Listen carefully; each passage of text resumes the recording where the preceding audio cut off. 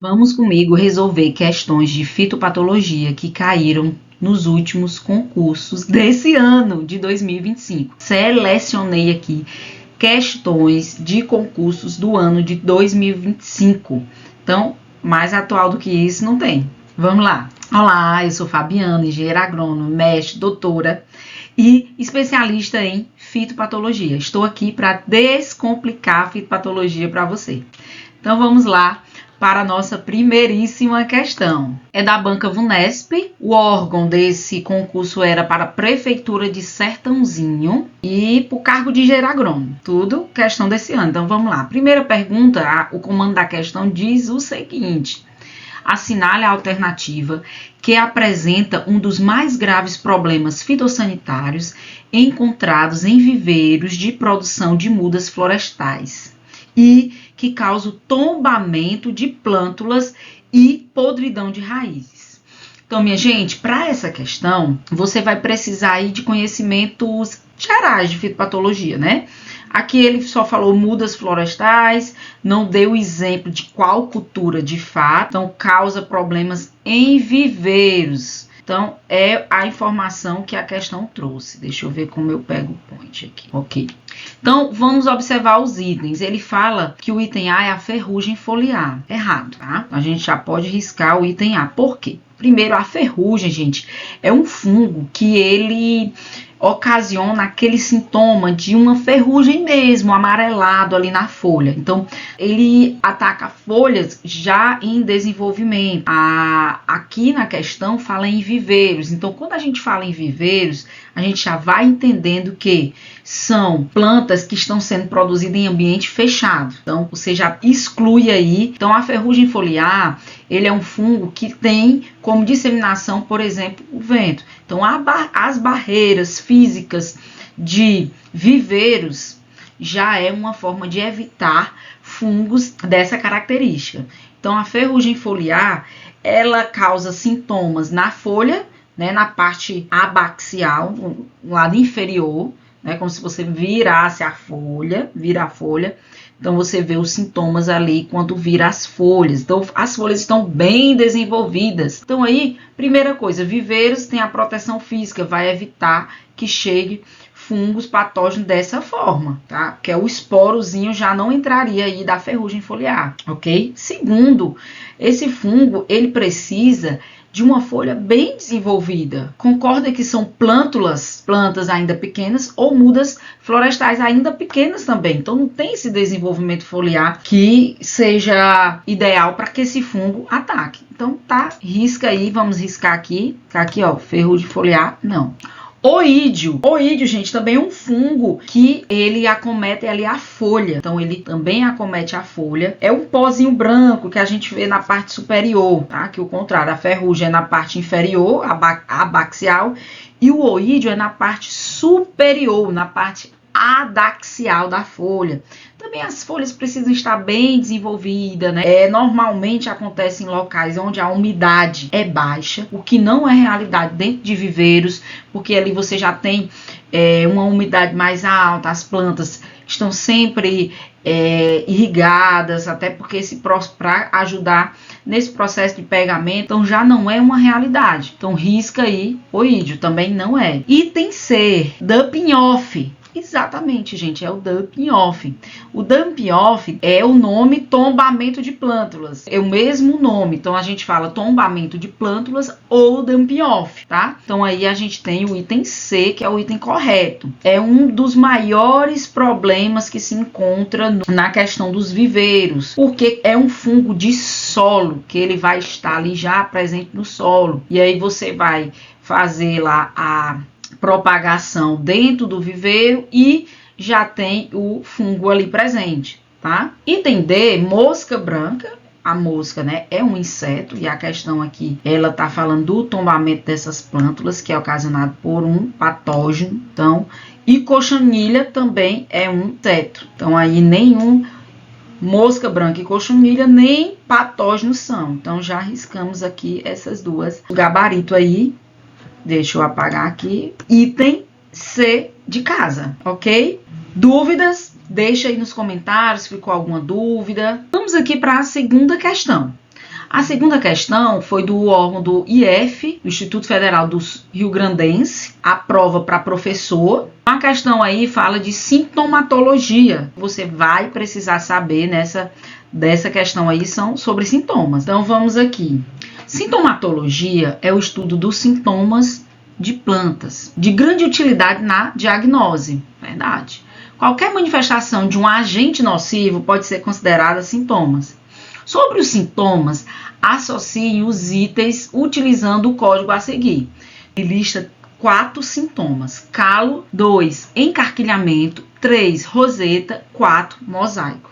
Gente, sempre eu dou uma dica que é bacana. Quando você tem uma questão de muitas opções assim, você vai olhar logo o que você tem certeza, marca e elimina os itens que não condiz com a sua opção. Por exemplo, aqui, são 4 sintomas diferentes, mas o mosaico é um sintoma que a gente costuma falar muito na fitopatologia. Então, se você já sabe o que é mosaico, já vai lá para o mosaico. Vamos dar um exemplo aqui. O mosaico a gente sabe que é um sintoma em que áreas cloróticas aparecem intercaladas com áreas sadias, verdes, normal, nos órgãos clorofilados. Ou seja, o mosaico é um sintoma, de forma geral, nas folhas. Então, você tem um verde mais claro e um verde mais escuro. Então, por isso que a gente fala mosaico. Então, aqui você já ia colocar o mosaico aqui, ó, no IV, que seria o quarto. Tá vendo? Então, aqui você já ficou com o item A, com o item B e com o item D. Já eliminou aqui o item C. Ah, mas só um já facilita. Às vezes você consegue eliminar 2 ou 3. Pega essa dica, utiliza nas questões, porque auxilia muito. Então vamos lá. Vamos começar aqui por ordem, voltando aqui. Calo cicatricial. Gente, o calo, todos esses sintomas aqui, eles causam alteração na estrutura da planta. Então você vai ver alterações de estrutura. Então o que é esse calo cicatricial? Ele é um aumento, né, o calo, um aumento do volume de células em alguma parte da planta. Normalmente você vê muito no caule. Vamos ver aqui o que é que se enquadra. Então, caracteriza-se pelo encurtamento de entrenós, brotos ou ramos, resultante no agrupamento das folhas em rosetas. Não. Caracteriza-se pela hiperplasia de células em torno de uma lesão. Exatamente, minha gente. É uma hiperplasia. O que é a hiperplasia? Aumento das células ou tecidos de algum órgão da planta. E aí eu dei o exemplo que é muito comum nos caules. Então aqui a gente já ficou na segunda opção o 2, ó. No segundo parêntese fica a opção 1, que viria aqui, ó, no B. Então nós só respondemos 2 e a gente já sabe o item. Então, é por isso que eu digo, se você tem certeza de uma resposta, você já pode eliminar outros itens. Facilita que você ganhe a questão. Segundo sintoma, encarquilhamento. Sinônimo, encrespamento. Representa uma deformação de órgão da planta, resultando em crescimento exagerado de células, localizado em uma parte apenas do tecido. Então, você vai ter aqui o 2, que é o encarquilhamento.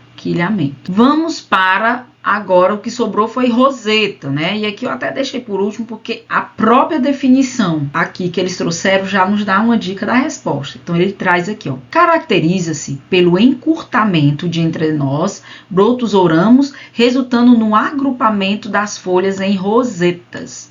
Então é a terceira opção aqui. 1, 2, 3, tá? Então, terceira opção, ok? O item que nos atendem aqui como gabarito é o B de bola, ok? Então, aqui vai falar, vai pedir, vai exigir teu conhecimento sobre sintomatologia, tá? Eu fiz um vídeo falando os 5 assuntos que mais caem nas provas de concurso. Inclusive, sintomatologia tá lá, porque é um assunto muito cobrado. Veja lá o vídeo. Então, terceira questão é da banca FGV, da Prefeitura de Canaã dos Carajás, prova no estado do Pará, para agente de serviços técnicos agropecuários. E o comando da questão diz: na concepção de estratégias de controle mais adequadas de doença de plantas, devem ser considerados princípios básicos da fitopatologia e da epidemiologia. Um dos princípios gerais de controle refere-se ao desenvolvimento de plantas resistentes ou imunes. Então isso aqui é palavra-chave para a gente resolver a nossa questão, né? Plantas resistentes ou imunes ou uso de cultivares resistentes.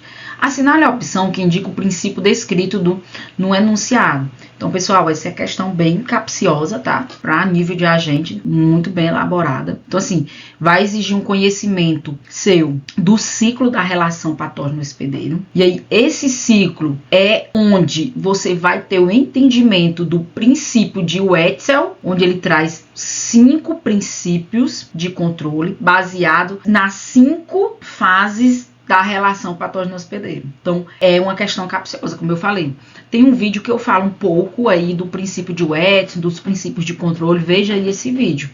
Inclusive, também veja o vídeo onde eu listo os principais assuntos cobrados nos concursos de fitopatologia. Eu fiz um levantamento dos últimos 10 anos dos principais assuntos.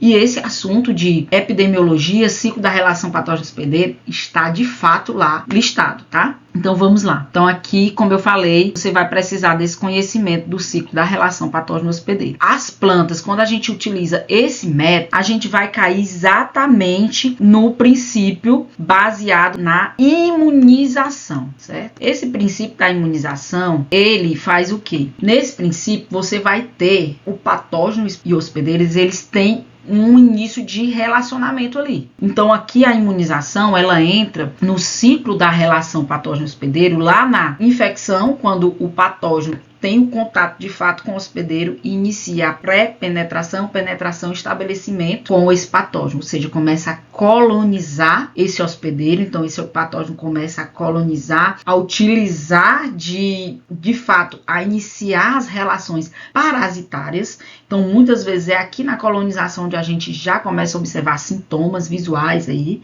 tá? Então a colonização é de fato onde ocorre a relação parasitária, onde você tem aqui o patógeno utilizando os recursos da planta hospedeira, ok? Então, é imunização. E quando a gente fala de resistência ou de imunidade de cultivares ou de plantas, a gente está trabalhando na questão da infecção ou colonização. Só uma observação, você vai ter que dar uma olhadinha nos princípios de controle baseado em Wetzel. São 5 etapas dessa relação parasitária do patógeno hospedeiro, e em cada uma, sendo a primeira sobrevivência, a segunda disseminação, a terceira infecção, a quarta colonização e a quinta reprodução. E aí em cada uma dessas a gente tem um princípio de controle, tá? Então é isso que a questão quer saber. Você ter plantas resistentes ou imunes. Cai em que tipo? Então cai no tipo de imunização.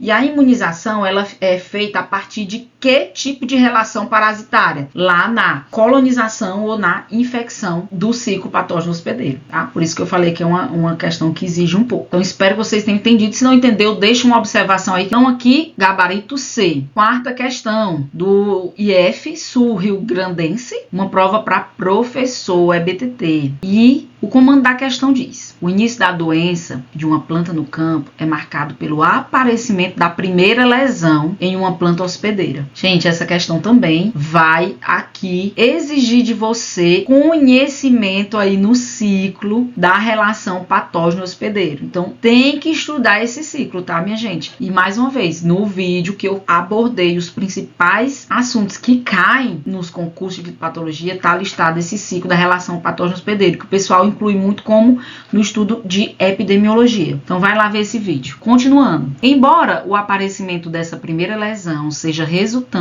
do contato patógeno-hospedeiro, é necessário que o patógeno, antes disso, tenha sido produzido em algum lugar para que em seguida, então produzido em algum lugar, ele quer saber a primeira fase dessa relação parasitária, é isso que ele quer saber. Então primeiro ele diz, é necessário que o patógeno antes disso tenha sido produzido em algum lugar, para em seguida ser transportado, disseminado até a planta sadia. Desse modo, o primeiro processo do ciclo primário hospedeiro corresponde à sobrevivência do inóculo. Então, lá no ciclo patógeno hospedeiro, a primeira fase é a sobrevivência do inóculo. Então, aqui não tem o que fazer, é o item D, ó, sobrevivência de inóculo. O primeiro acesso corresponde à sobrevivência do inóculo em um determinado local, usualmente chamado de fonte de inóculo, gente. Então, fonte de inóculo. Então, talvez pela fonte de inóculo, né, você conseguisse entender que não seria fase de dano. Talvez poderia pensar o hospedeiro, mas você vai saber que o hospedeiro é a planta. Então, talvez você conseguisse aí por eliminação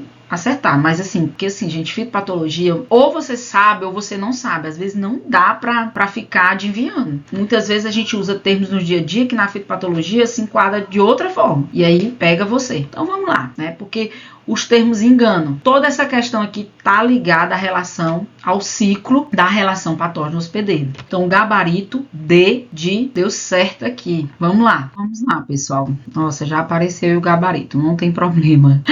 Vamos que vamos. Quinta questão é do órgão Prefeitura de Tangará da Serra, Mato Grosso, da Fundatec, para engenheiro agrônomo, concurso. O mando da questão diz: as doenças de plantas são um dos fatores que reduzem o potencial produtivo das culturas. Referente a doenças de plantas, analise as assertivas a seguir. Primeira, os principais métodos de manejo são o biológico, o químico, o genético, o cultural e o físico. Na verdade, são exatamente esses. Todos os manejos, todas as formas de manejo, elas vão ser enquadradas em um desses tipos. Ou é biológico, ou é químico, ou é genético, ou é cultural, ou é físico, tá? Então, tá certíssimo o item 1 aí, tá ok, beleza? Vou ver se eu cubro isso aqui pra vocês não ficar olhando aí, não sei porque que apareceu agora.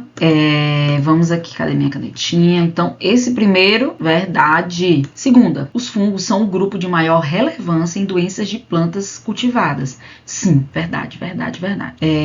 Inclusive, na aula de introdução à fitopatologia, nos cursos preparatórios que eu dou, a gente fala exatamente isso. Se você tiver que pensar em qual dos agentes causais de doenças campo são os fungos. Por quê? Primeiro, que tem maior quantidade. Segundo, que eles atacam maior quantidade de plantas, de espécies.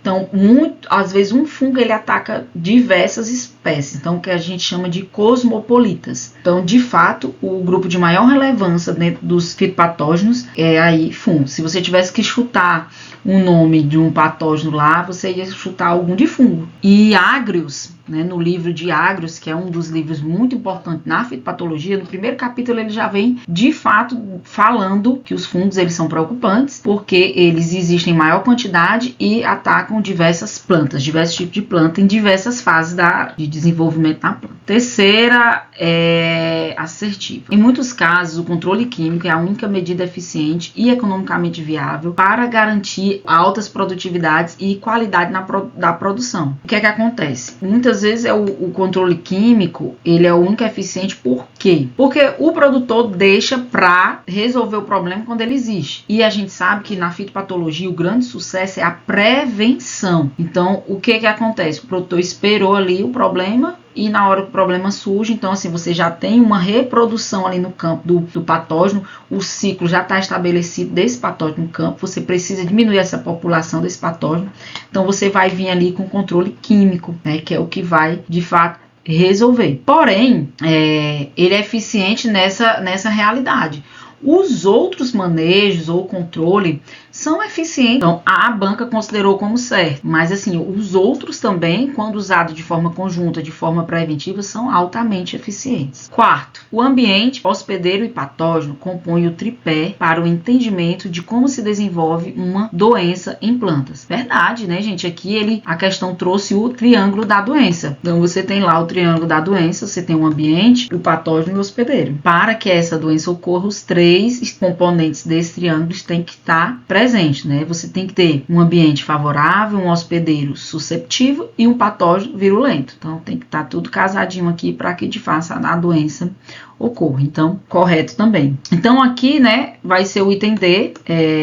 O gabarito foi item D, mas talvez tenha tido algum recurso quanto essa afirmativa, mas eu peguei de fato o gabarito. tá? Então aí o item D, uma questão que envolve conhecimentos tanto de manejo, né? Ou seja, métodos de manejo, entender esses manejos, envolve aí lá a introdução sobre fitopatologia, né? Que abordou aqui o que é triângulo da doença.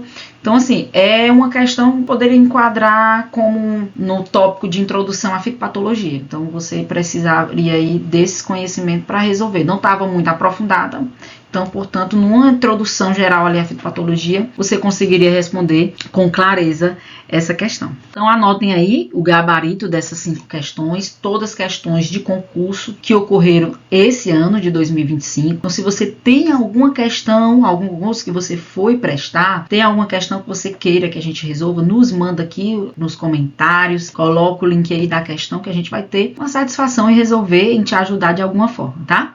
Então, era isso, gente, o gabarito. Primeira questão C, segunda questão B, terceira questão C, quarta D, quinta D. Então, era isso, gente. Comenta aí se você entendeu, ficou alguma dúvida, compartilha com outros colegas esse vídeo para poder ajudá-los. Inscreva-se no canal, porque vem mais questões resolvidas, vem dicas de fitopatologia. Então, coloca aí o que você quer ver aqui no canal, algum assunto que a gente possa abordar, que você precisa tirar alguma dúvida, que a gente vai estar aí te atendendo. Então era isso, gente. Tchauzinho. Abraços fitopatológicos.